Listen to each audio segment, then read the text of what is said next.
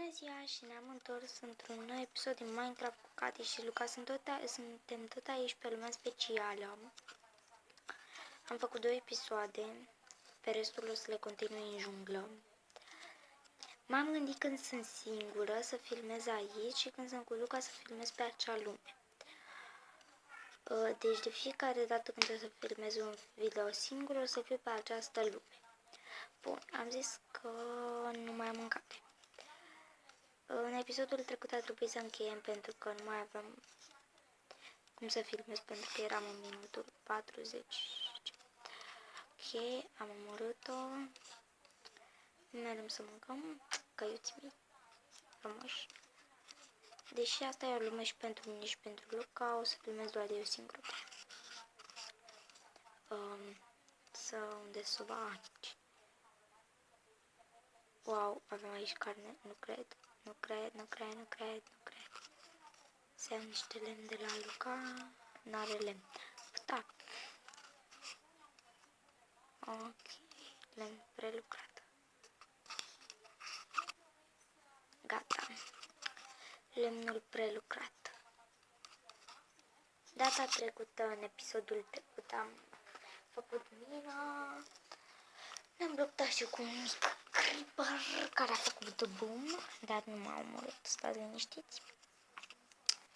Și da. Și ne e foarte foame în primul rând. M-am săturat. E bine. Am făcut rost de foarte multă piatră și de iron. Să-l punem pe tot aici, să facem. Și o să punem și niște lemn, desigur. Pentru că am foarte mult lemn, spun tot ăsta. Și punem aici, așa. Și o să se facă acolo ironul. Bun. Pun o mică pauză și mă întorc imediat. Bun, deci ne-am întors. Aici am făcut încă 4 de iron.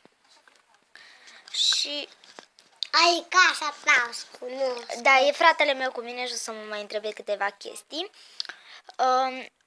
Ce fate? Mă culc acum. Îmi dai și mie? Da. O să vorbească un pic. Bun, și mamă, e un zombie la ușa mea. Lasă-l. Nu poți cad. Nu pot să. L-am împușcat, da. Nu l-am împușcat, am murit singur din cauza focului. Bun, deci asta a fost tot pentru astăzi. Eu vă spun papa. Stați un pic. O să mă urc pe calul meu. Right? M-am urcat pe calul negru. Scuzați. Right?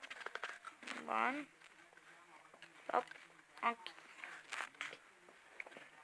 Asta a fost episodul de astăzi. Sper că v-a plăcut și nu ezitați să dați un like. Pa! Stați un pic. Scuzați-mă. M-a scos de pe joc. Stați un pic. E imediat intro.